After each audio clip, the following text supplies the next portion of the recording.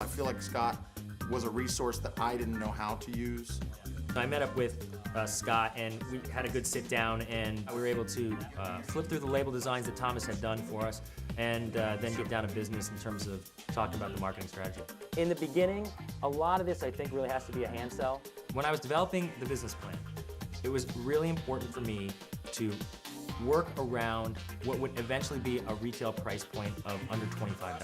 I always felt that my best target market was going to be young, career-focused, socially active individuals. These are people that enjoy wine. They believe that wine should be at every social function. Nice to meet you. Nice to meet you. David Dodge. Thanks for coming in. I met with Dave and Maggie at Barnard Cox.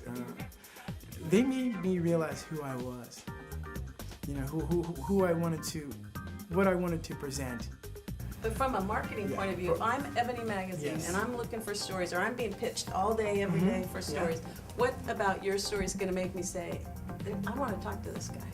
They made me do a lot of soul searching that week. Or why should an editor be convinced that we should publish your story? So, you know, they got me going back to my childhood and just how I was a son of an alcoholic and how remarkable it is I'm in the wine industry. My father was sober for the last 20 years of his life, and I'm thankful for that. So I found myself really getting in touch with my label and realizing that, hey, proceeds, 5% profit is going to go to help kids, ALA teams specifically, because that's what I did. When I got a chance to work with Scott at Barnard Cox, we had a phone call, and it was pretty brief. Unfortunately, again, my schedule was getting in the way of my project, but we did a little email work as well. Anyone get anything from Alan?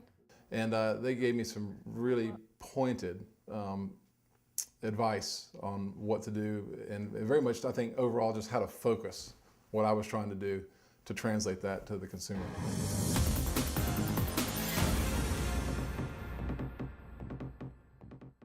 Alan, unfortunately, had some issues at home that he had to deal with, and I really wanted him to shine. I think he really wanted to shine, but when life gets in the way, you gotta make your call. Good morning, gentlemen. Good morning. How's everybody doing today? Great. The judges are almost ready for you. There's a lot to do today and some big decisions to be made. So when I call your name, make sure that you're ready to go. The judges have asked to see you one at a time. You'll each have 20 minutes to present your final brand and answer any follow-up questions that the judges have. We've had your artwork blown up to poster size, so make sure that before you go see the judges, you take your final brand label with you. Alan, unfortunately, you got back to Thomas too late, so you'll be making your final presentation without any artwork.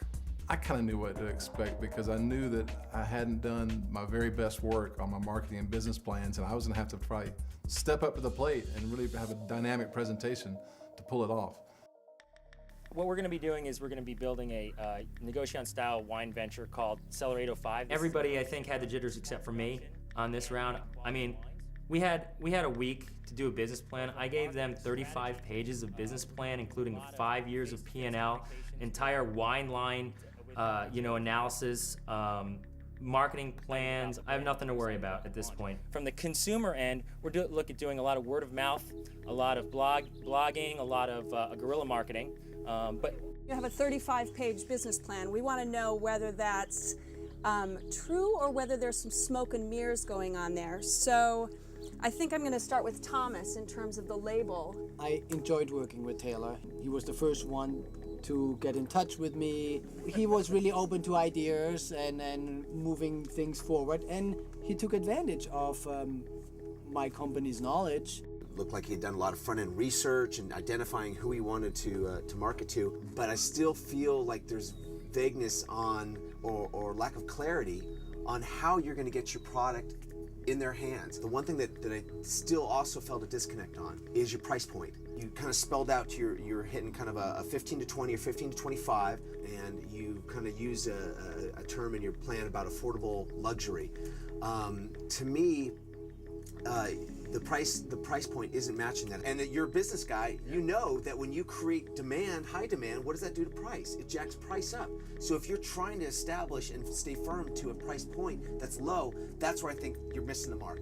I know this business plan inside and out. I mean, I breathed it I was up until 4 in the morning working on this thing after I work all day. I think if you look at the primary research data that we provided to you, you're gonna see that most consumers purchase wine in the $15 to $20 and $20 to $25 price ranges. Typically, when you're spending the $20 to $25, you're sort of reaching out a little bit more.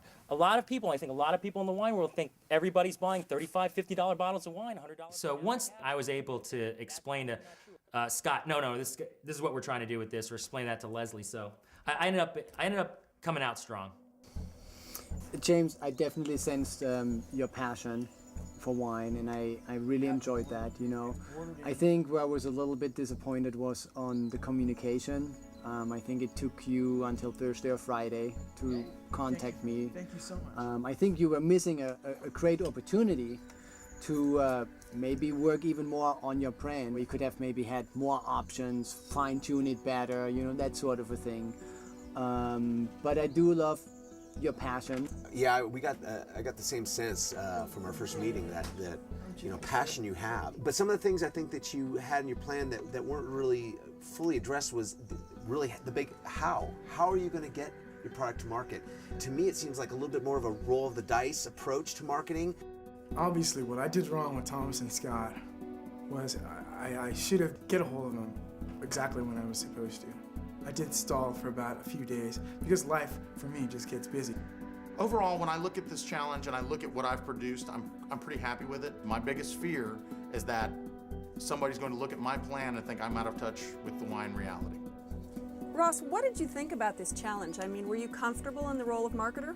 No, I must admit that probably of all the challenges in this contest, this is the one that makes me the most nervous because I feel like a fish out of water. Well, you're still going to have to show us what you've got. Tell us about your brand and your marketing strategy. Okay. Well, my brand, I'm trying to start a label called RPM Wines, and I think I'm going to lead with 45 RPM. I'm kind of trying to position this as a Bordeaux house might, where I'm going to have a first label that's a smaller run, and then introduce a second label that would be more readily available and less expensive. I think my presentation to the judges was scattered in this entire challenge, not just in my presentation to the judges. I feel like I was unfocused and a little bit too scattered. Of all the people of marketing plans with everyone that brought ideas, I saw yours as having the biggest potential for being able to do some amazing things from a marketing angle and distribution angle in how you package it. But I feel like you felt short on that. I think that it's lacking the energy, it's lacking the passion, and most importantly, it's lacking you. When I was standing in front of the judges, I felt like I was almost on trial because I'd already been accused and now I had to defend myself. Why am I looking at a blank form there with no label on it? All three of the other contestants have had their labels ready for us. You turned in yours late. You turned in your business plan late, and it was, you know, barely a page and a half long. So it's hard to assess it, and it's disappointing. I mean, Thomas, how was working with Alan? I felt like we were there as a resource to help out. It didn't get taken advantage of, things were late or didn't come through at all. There was no follow-up with explanations or anything, and right up to the last minute of saying, you know, hey, can I bounce something off you? And yeah, you know, I'll try to get what you. And then there was nothing. And actually, I'd like to have you tell me about your brand, because we got a chance to look at your ideas, and frankly, I thought they had great potential. So I want to know more. Thank you. That was uncomfortable, but necessary, and I appreciate your honesty. Yes, unfortunately, a little bit of my real life got in the way of me achieving what I wanted to do in terms of developing the marketing and advertising and taking advantage of what you had to offer. I do have a little something I'd like to show you here, if that's okay. I'll pass. I'll see it. You know what? To be honest with you, I think you owe it to me. I don't want to go home. Nobody does. I do think I could have done a better job on my business and marketing plan. Unfortunately for me, it just came at a time where my life where I was going through a lot of changes. What I've got here is just basically a bottle shot of what the label should look like. And Oh, you weren't going to give me one anyway. I've got it. How come there's only 3? Yeah, I mean, come on. This is like exactly how hard is No, this? I mean, there's 4 judges, right? I was able actually to go in and negotiate with the winery here to print those this afternoon. So this is very last minute, as you might say. But let me tell you a little bit about. So they only gave you permission to print 3? That's what he printed. And the beggars can't be choosers. I took what I could get. I wanted to have something other than a blank canvas to All look right, at. 60 seconds. So the concept's familiar. You're familiar with classified ads. The red circle kind of draws you in. And the idea is to sort of create a personal feel for it, to say, hey, it's sexy and seductive Syrah, seeking muscular Cabernet, you know, for great steaks, dining out occasions, and then expanding that line onto a classified white, and eventually bringing a line extension to do a varietal wine, classified Syrah, classified Cabernet, a slightly higher price point. But I really think it's something that, I'm not seeing a lot of wine out of Paso right now that's under $10. And this is something that should be $8.99 and $9.99. I think it really could do well in high volume.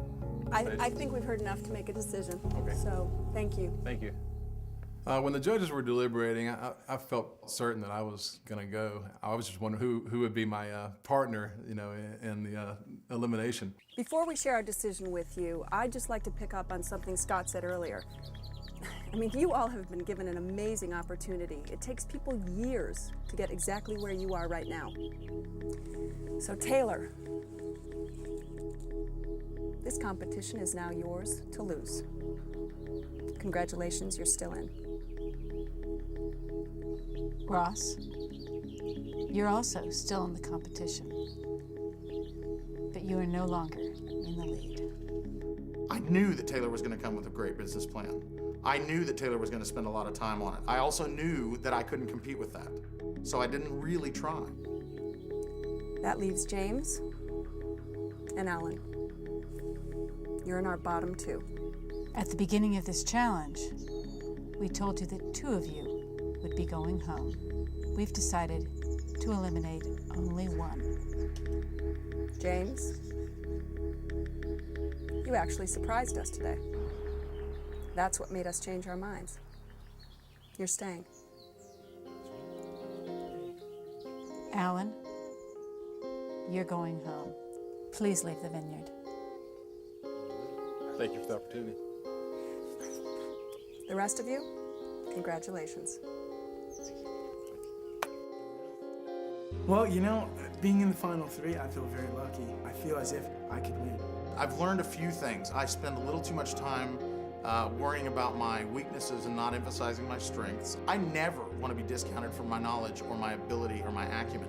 If people want to look at me and assume I'm, you know, a biker, a fat biker from Texas who likes his rock and roll, fine.